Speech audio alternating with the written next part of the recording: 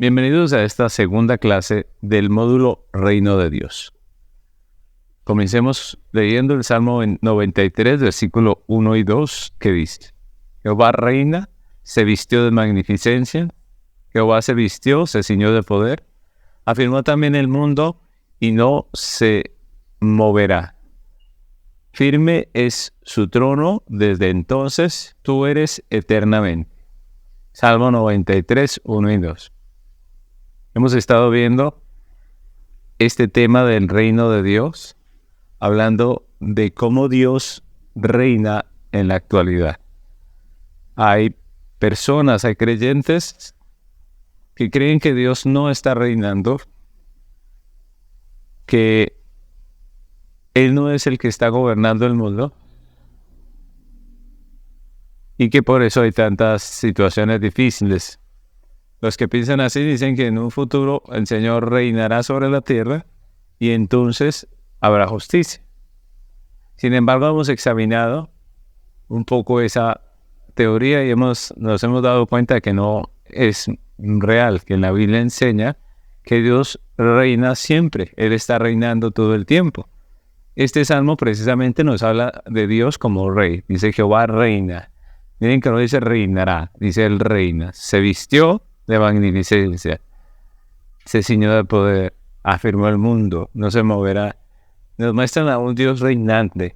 Ese es un salmo que nos muestra a Dios reinante. Y como ese salmo podemos mirar muchos textos en las Escrituras que nos hablan de esa realidad de Dios como rey, como el Señor que gobierna. Estamos estudiando este precioso tema y en la primera clase hablamos acerca del rey, del reino, hablamos de Dios, hablamos de Él con su carácter santo, con su carácter justo. Vimos que Dios es más que solamente bueno, Dios es justo, Dios es misericordioso, Dios es soberano y vimos cómo Dios no solamente es bueno, la mayoría cuando piensa en Dios simplemente dice Dios es bueno o Dios es amor, pero Dios es mucho más que solamente esos dos atributos. Y hemos visto cómo el hecho de que Dios sea justicia, que Dios sea verdad, hace que sus decisiones no sean precisamente las que uno quisiera, ¿no? Uno quisiera que Dios siempre gobernara en favor de la paz, en favor de la tranquilidad, pero vemos que muchas veces Dios, en su justa ira, levanta, por ejemplo, guerras, ¿no? Ocasiona catástrofes en el mundo, porque Él es justo.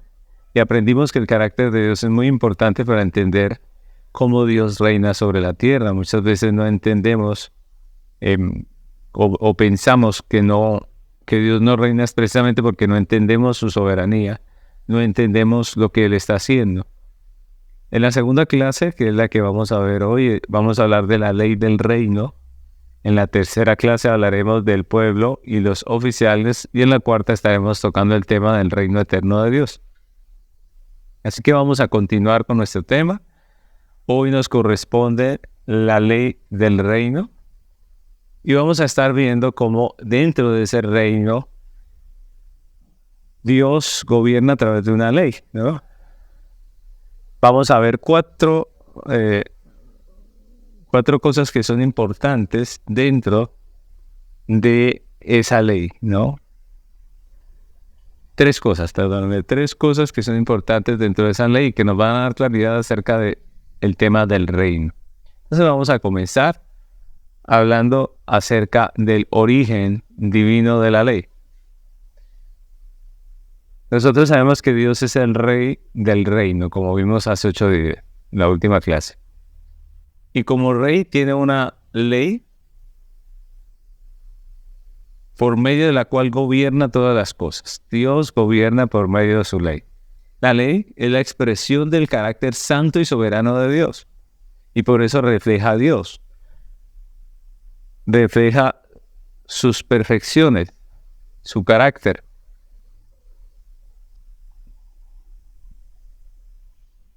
Dios es justo y su ley es justa. Su ley es justicia. Dios es verdad absoluta y su ley es verdad absoluta. Dios es santo y su ley es santa. Su ley es santidad. Dios es amor y su ley es amor. Y Dios es perfecto y su ley es perfecta. Y cada uno de los atributos de Dios podríamos citarlos en este momento para decir que la ley manifiesta a Dios. Dice el Salmo 19, versículos 7 al 9, dice: la ley de Jehová es perfecta, que convierte el alma. El testimonio de Jehová es fiel, que hace sabio el sencillo. Los mandamientos de Jehová son rectos, que alegran el corazón. El precepto de Jehová es puro, que alumbra los ojos. El temor de Jehová es limpio, que permanece para siempre. Los juicios de Jehová son verdad, todos justos.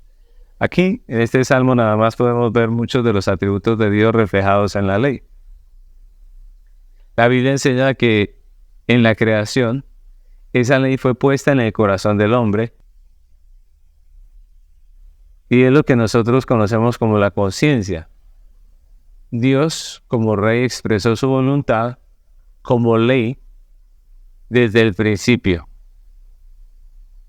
La primera vez que vemos a Dios legislando sobre el hombre es en el huerto, donde Dios dio a Adán una ley como pacto de obras. ¿Recuerdan?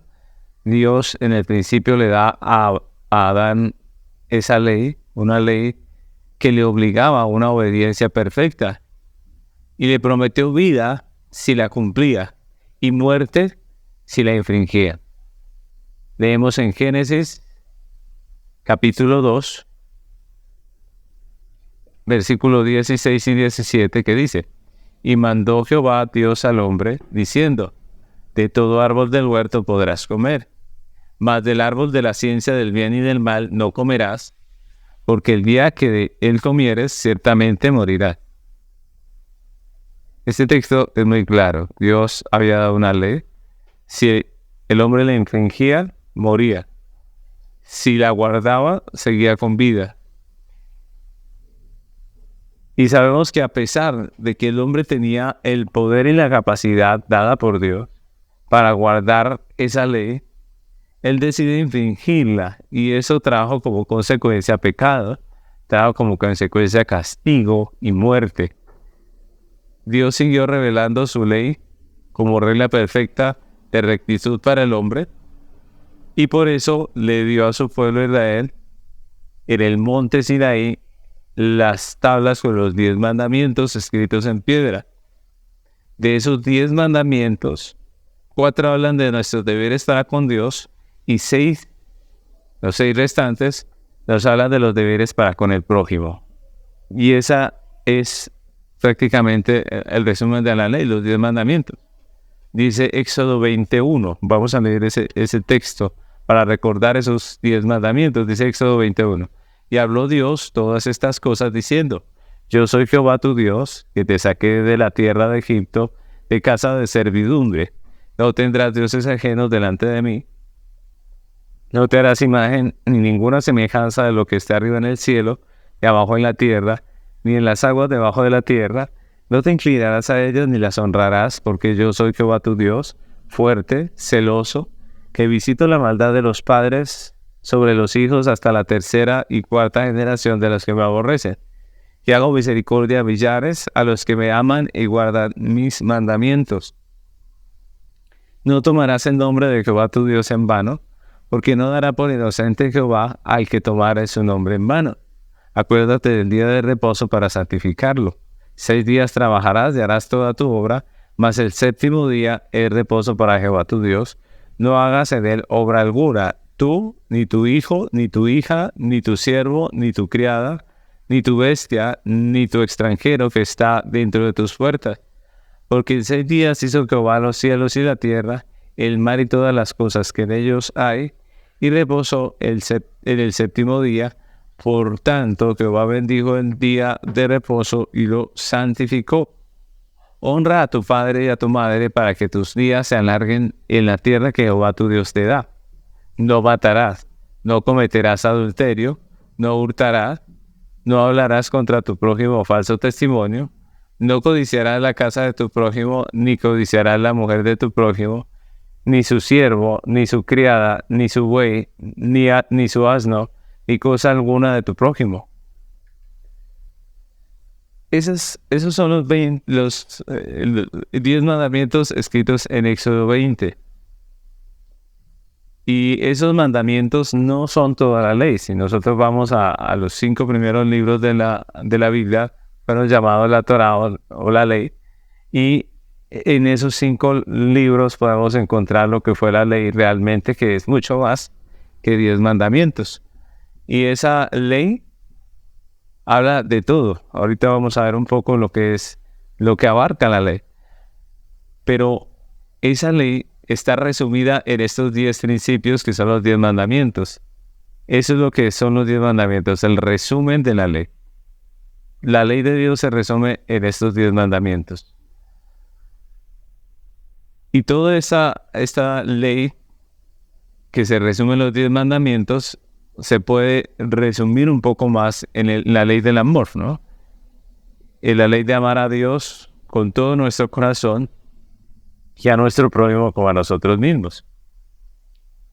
Ese es el origen de la ley. La ley entonces es un asunto divino.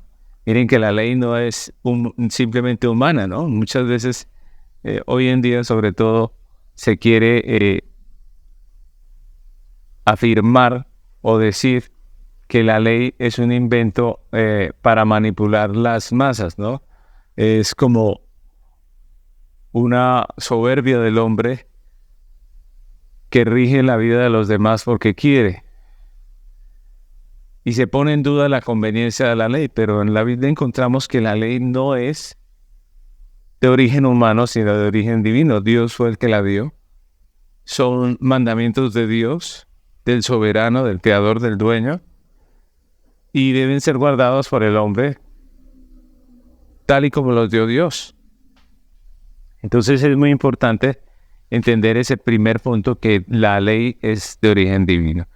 La ley no es un invento del hombre, es de origen divino. Cuando Dios nos creó, nos dio la ley, su ley, escrita en nuestro corazón. De ahí que podemos encontrar en muchas culturas en el mundo, a través de la historia, que todas ellas llegaron a conclusiones muy parecidas en cuanto a la ley. Todos tenían el robo por algo malo.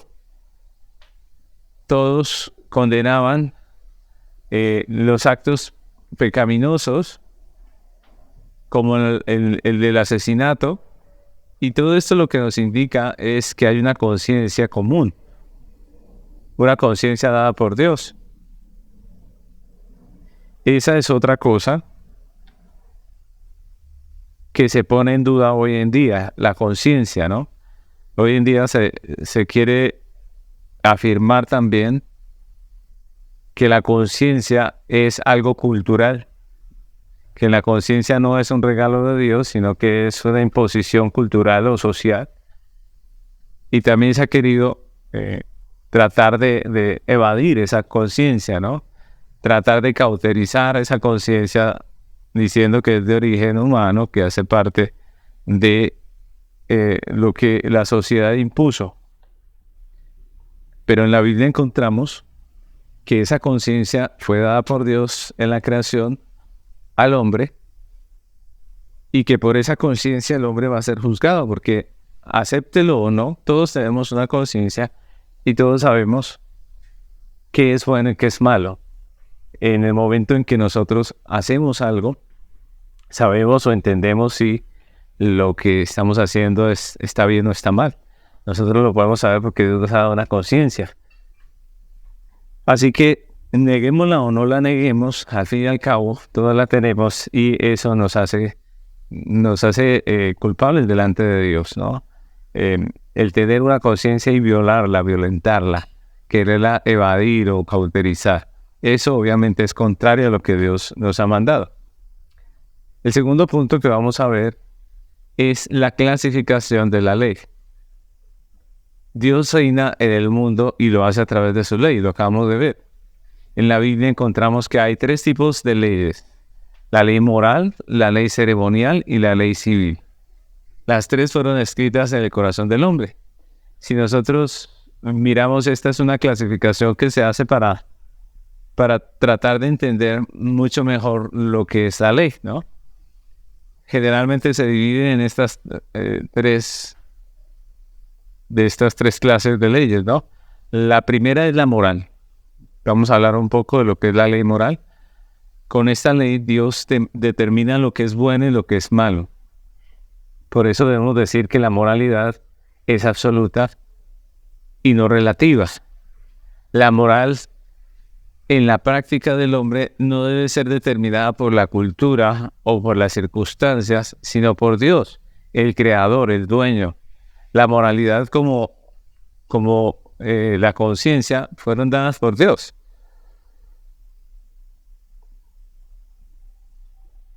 Y eso es importante que lo recordemos. La moral es absoluta porque es la voluntad de Dios. Él es el dador de la moralidad, y esa moralidad, como Dios, que es el dador, es inmutable y es perfecta. Es decir, Dios nunca cambia, Dios siempre es el mismo. Pues la moral también es absoluta y es inmutable. Y como Dios es perfecto, pues también su ley y la moral es perfecta y absoluta. Entonces, un ejemplo es la ley de Éxodo 20:14, que dice: no cometerás adulterio.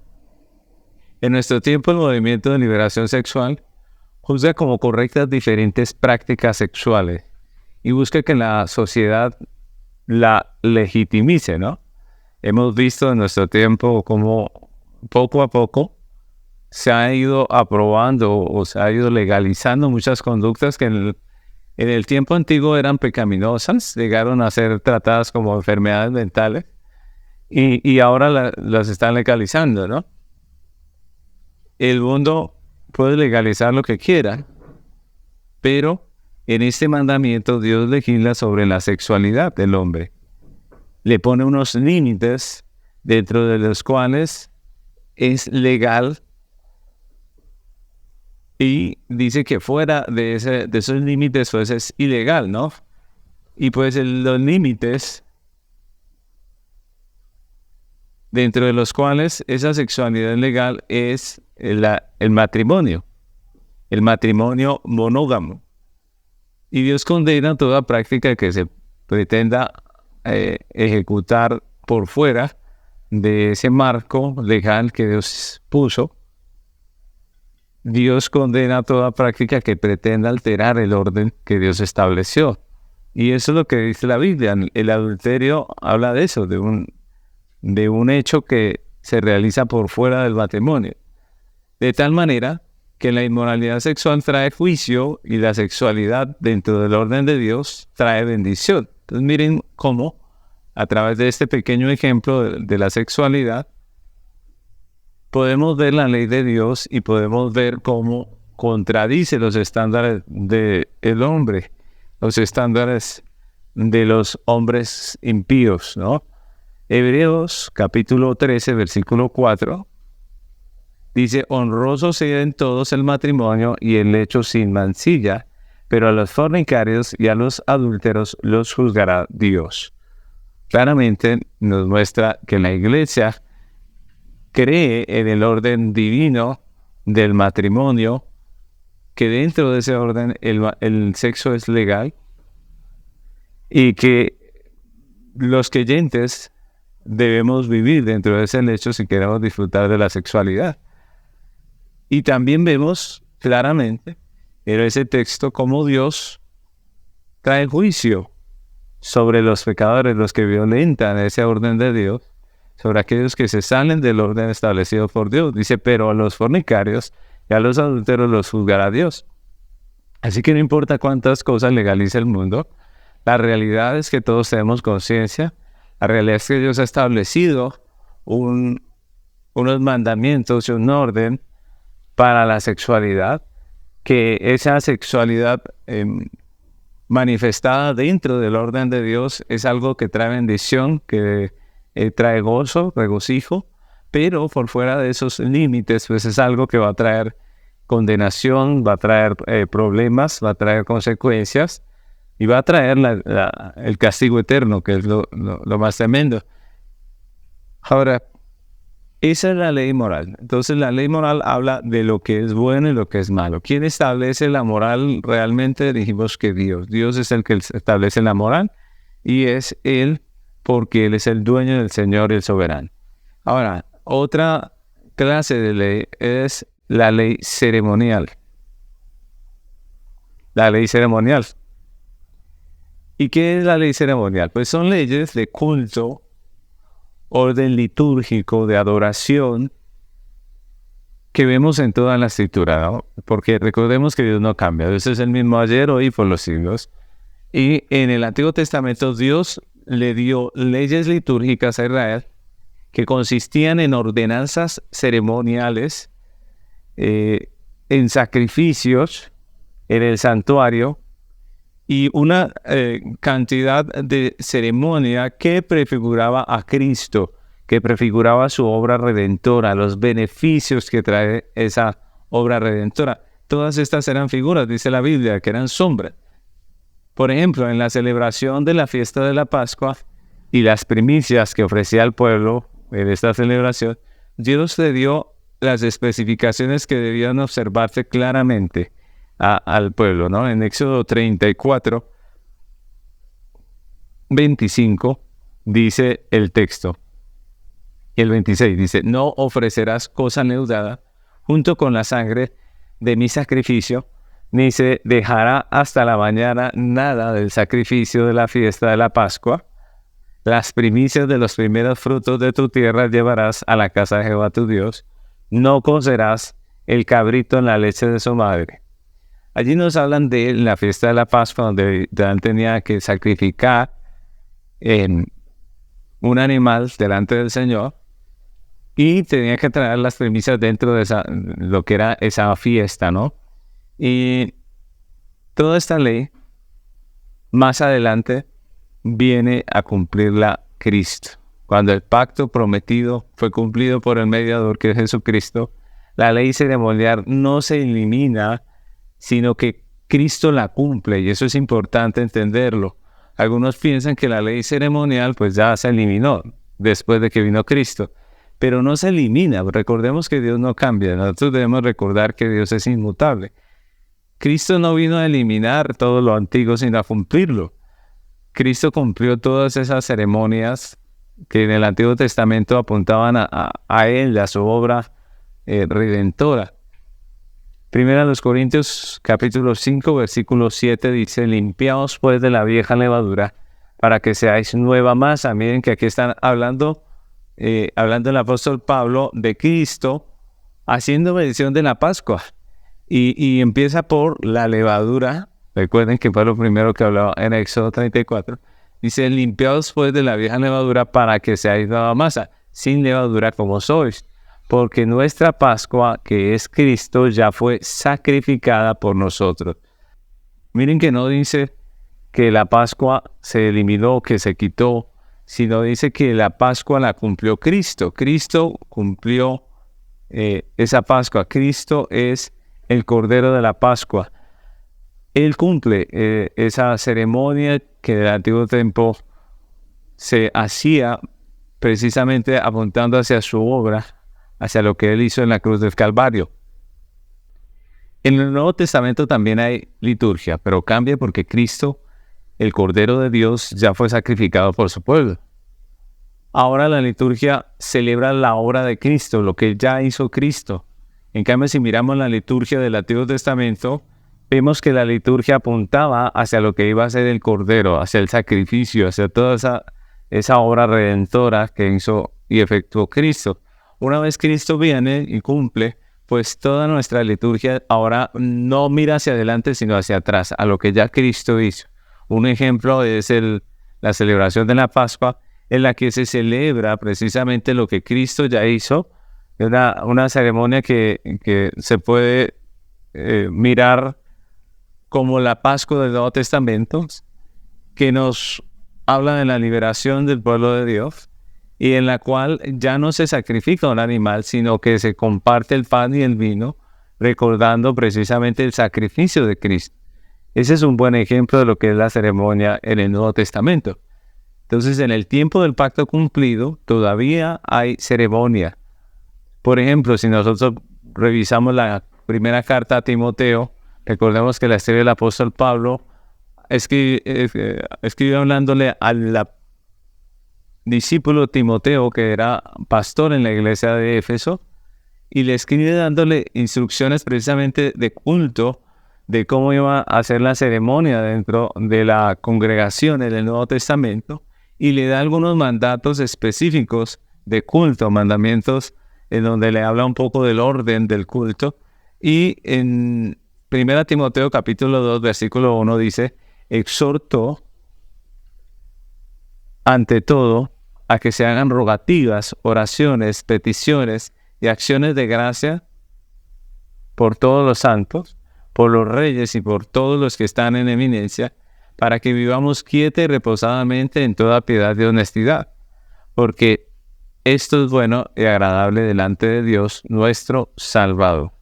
Entonces miremos que allí se dan unos mandamientos en cuanto al orden de culto, en cuanto a lo que se debería hacer. Aquí específicamente se está hablando de la oración, de que la iglesia en medio del culto público debía dejar un tiempo para orar, ¿no? Para pedirle a Dios por la nación, por los que están en eminencia, por los reyes. Y eso hacía parte de lo que era el orden de culto, lo que era la ceremonia del Nuevo Testamento. Y como este texto podemos encontrar muchos otros principios que nos hablan acerca de la ceremonia dentro del Nuevo Testamento, como si hay un orden establecido por Dios. No es como tan libre como algunas personas lo imaginan, sino que Dios sí habló y reiteradas veces nos da algunos principios importantes para efectuar el culto público en el Nuevo Testamento. Como les digo, siempre son acciones ya no que apuntan hacia adelante, sino hacia atrás, a lo que Cristo ya hizo. Otra clasificación de la ley es la ley civil. ¿Qué es la ley civil?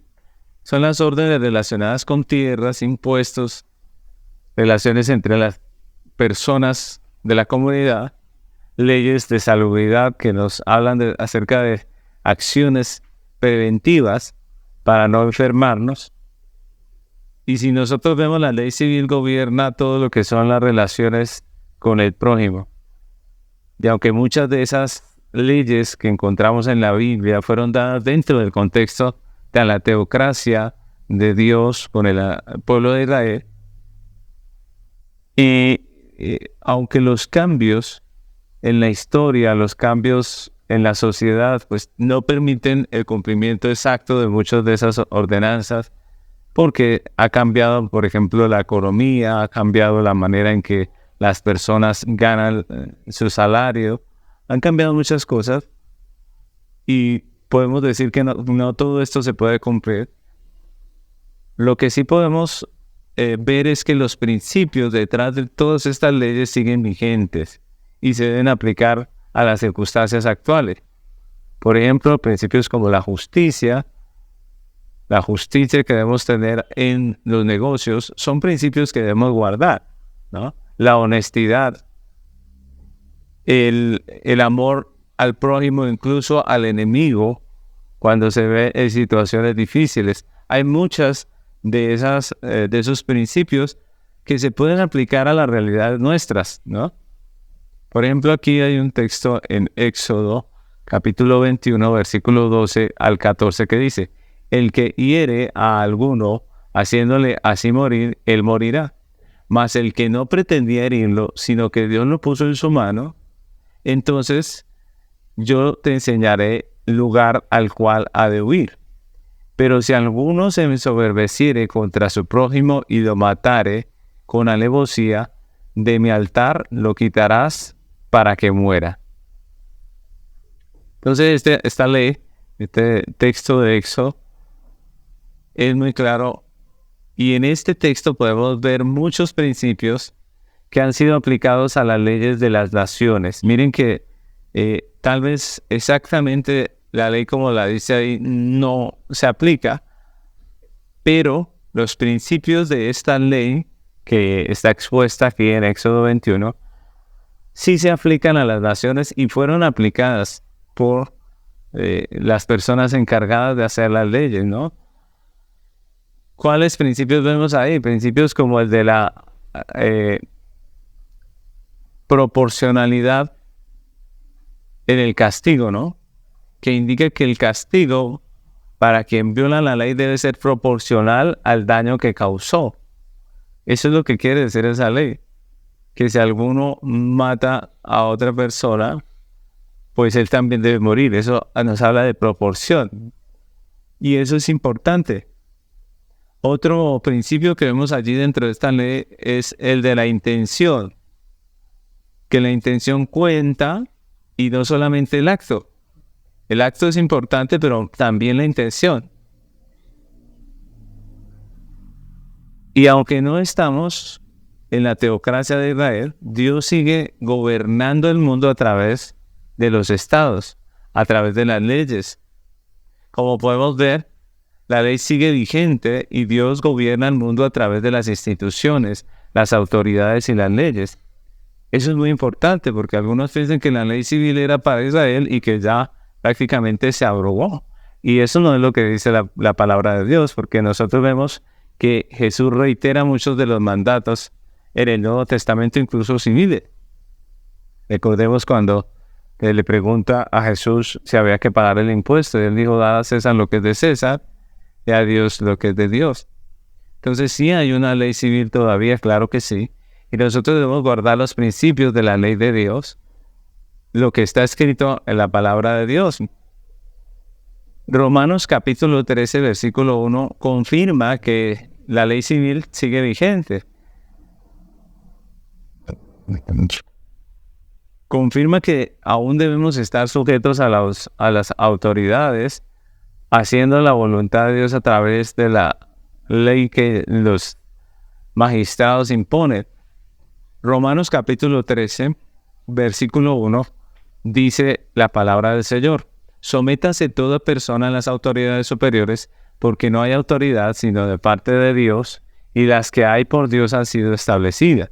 De modo que quien se opone a la autoridad, a lo establecido por Dios resiste, y los que resisten acarrean condenación para sí mismos, porque los magistrados no están para infundir temor al que hace el bien, sino al malo. ¿Quieres pues no temer la autoridad? Haz lo bueno y tendrás alabanza de ella, porque es servidor de Dios para tu bien. Pero si haces lo malo, teme, porque no en vano lleva la espada, pues es servidor de Dios, vengador para castigar al que hace lo malo. Por lo cual es necesario estarle sujetos, no solamente por razón del castigo, sino también por causa de la conciencia. Pues por esto pagáis también los tributos, porque son servidores de Dios que atienden continuamente a esto mismo. Pagad a todos lo que debéis, al que tributo, tributo, al que impuesto, impuesto, al que respeto, respeto, al que honra, honra.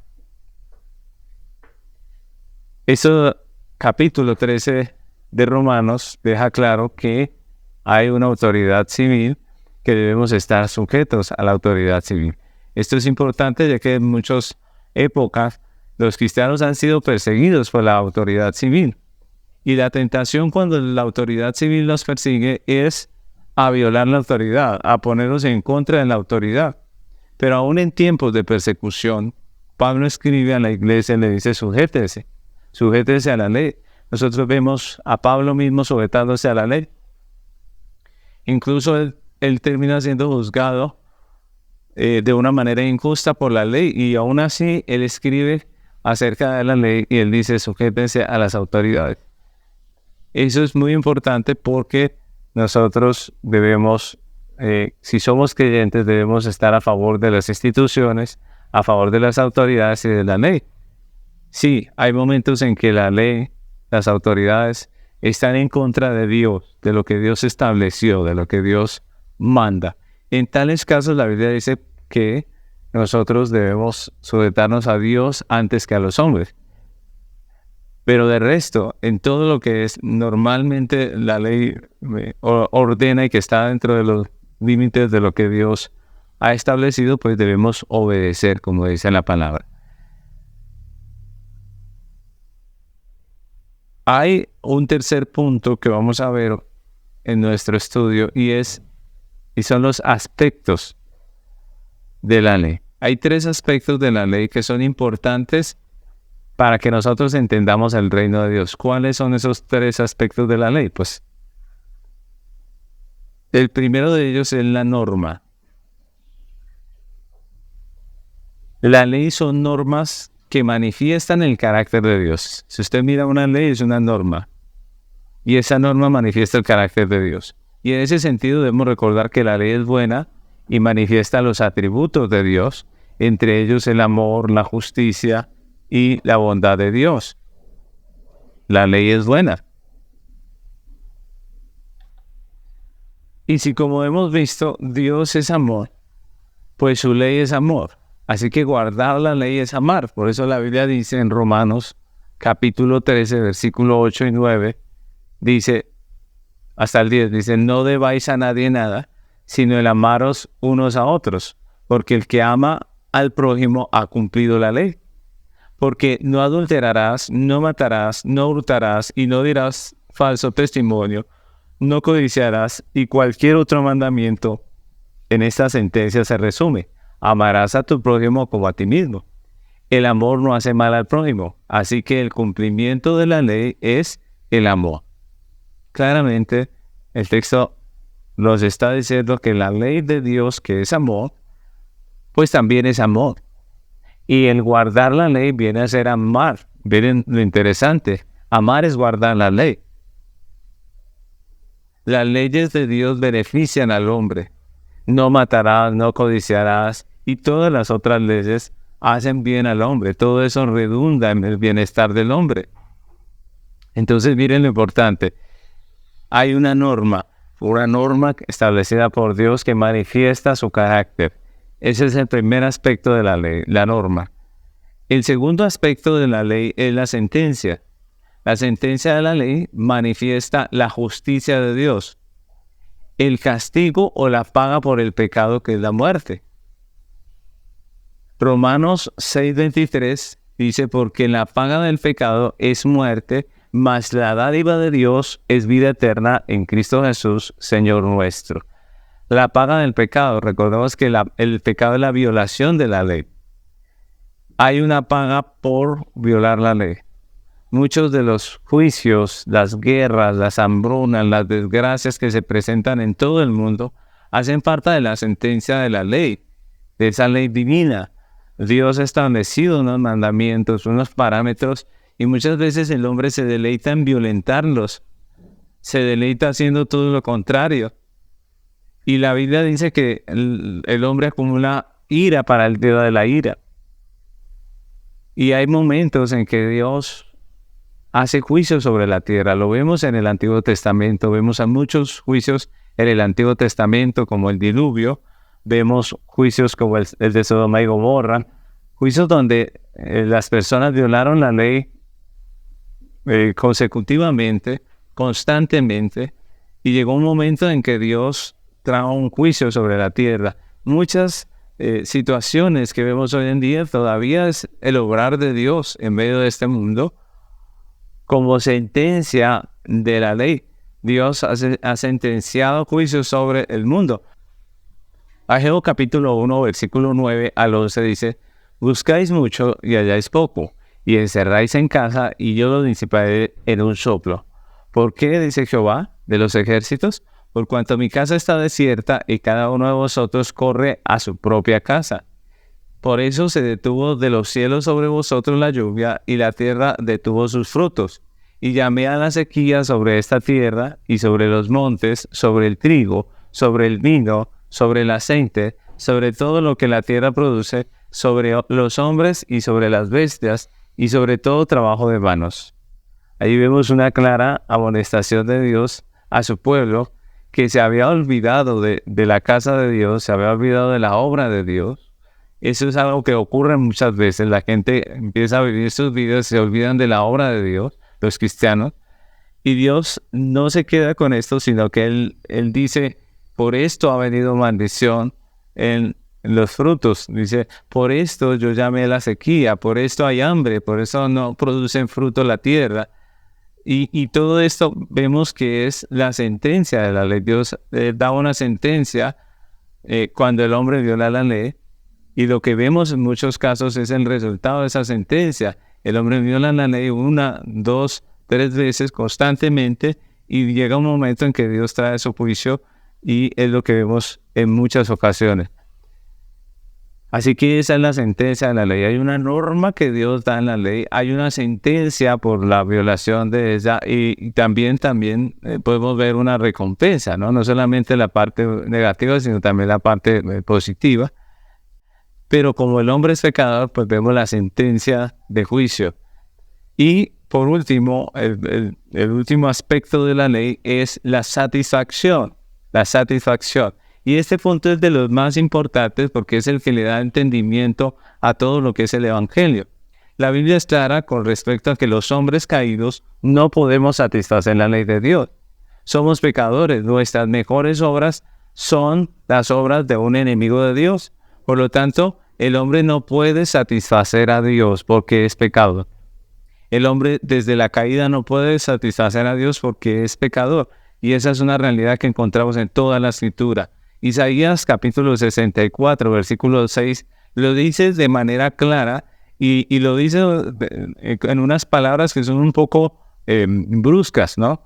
Acerca de nuestra justicia. Miren lo que dice. Dice, si bien todos nosotros somos como suciedad. Miren cómo está hablando Isaías de él como persona y de todo el pueblo de Israel, de todo el pueblo de Dios. Dice, si bien todos nosotros somos como suciedad y todas nuestras justicias como trapo de inmundicia, caímos todos nosotros como la hoja y nuestras maldades nos llevaron como viento.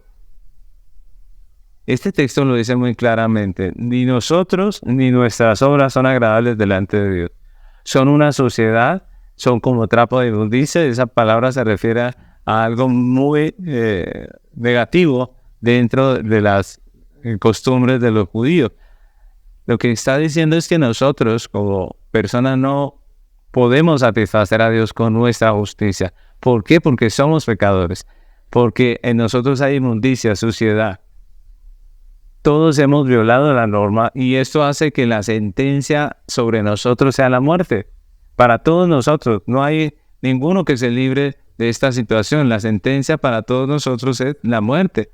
Romanos capítulo 3, versículos 10 al 12 dice, como está escrito, no hay justo ni aun uno, no hay quien entienda, no hay quien busque a Dios. Todos se desviaron, a una se hicieron inútiles. No hay quien haga lo bueno, no hay ni siquiera uno. Este texto lo dice enfáticamente. No hay uno solo que se pueda salvar a sí mismo, que se pueda justificar. Y en el versículo 23 dice, por cuanto todos pecaron y están destituidos de la gloria de Dios. Y resalto esa palabra todos los hombres hemos pecado. Todos estamos destituidos de la gloria de Dios por nuestras propias obras. Y eso es importante tenerlo claro para hablar de la satisfacción. Y allí es donde vienen las buenas nuevas del Evangelio. Esto es lo que son las buenas nuevas del Evangelio. Cristo es la satisfacción de la ley, su vida y su muerte. Y eso nos habla de la misericordia de Dios. Romanos capítulo 3, versículo 24, miren lo que dice ese texto hasta el 26. Dice, siendo justificados gratuitamente por su gracia, mediante la redención que es en Cristo Jesús, a quien Dios puso como propiciación por medio de la fe en su sangre, para manifestar su justicia a causa de haber pasado por alto en su paciencia los pecados pasados, con la mira de manifestar en este tiempo su justicia, a fin de que Él sea el justo y el que justifica al que es de la fe de Jesús. Pablo nos dice allí en este texto que, aunque el hombre es pecador y está destituido, ha sido justificado gratuitamente por la gracia. El creyente ha sido justificado gratuitamente por gracia, mediante la redención de Cristo. La justificación es mediante Cristo, mediante su obra, a quien Dios puso como propiciación. Él fue la propiciación. Él pagó con su muerte en la cruz por nosotros. Por eso dice, por medio de la fe en su sangre. Cuando hablan de la sangre, están hablando de la muerte. Para manifestar su justicia a causa de haber pasado por alto en su paciencia los pecados pasados, con la mira de manifestar en este tiempo su justicia. El Evangelio es la justicia de Dios en Cristo, a fin de que Él sea el justo y el que justifica al que es de la fe de Jesús. La satisfacción la produce el mismo Jesús. Como dice el texto, Él es el justo y el que justifica. Es por su obra que el hombre puede ser justificado delante de Dios. Solo Cristo, con su vida perfecta, sin pecado, y con su muerte como sustituto de nuestros pecados, puede satisfacer la justicia de Dios y vindicar su ley. Solamente Cristo, solo en Él, la ley es satisfecha, y esa es la buena nueva del Evangelio. Por eso el mensaje de la iglesia no puede ser simplemente moralismo ni conductismo. El mensaje de la iglesia es la fe en Cristo Jesús. El mensaje de la iglesia sigue siendo Cristo y este crucificado, como dijo el apóstol Pablo. No podemos cambiar el mensaje central de la iglesia, que es Jesucristo, el Redentor, el Salvador, la única satisfacción de la ley. Entonces no podemos nosotros pensar que nuestras obras pueden satisfacer la justicia de Dios. Eso es imposible. El único que la puede satisfacer es Cristo. Por eso nosotros somos cristianos. Por eso no creemos en la salvación por obras, sino solamente por fe. Y por eso nuestra vida como cristianos debe manifestar fe y arrepentimiento. La fe en la obra del Señor y el arrepentimiento para vida en Cristo Jesús.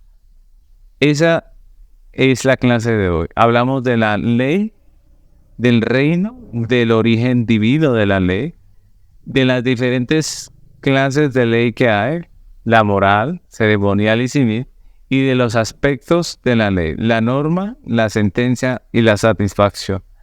Y es a través de esa ley que Dios gobierna en medio de esta tierra. Dios está reinando todavía y lo hace a través de su ley. Así que eso es todo por esta clase y si Dios lo permite, nos vemos en la próxima. Bendición.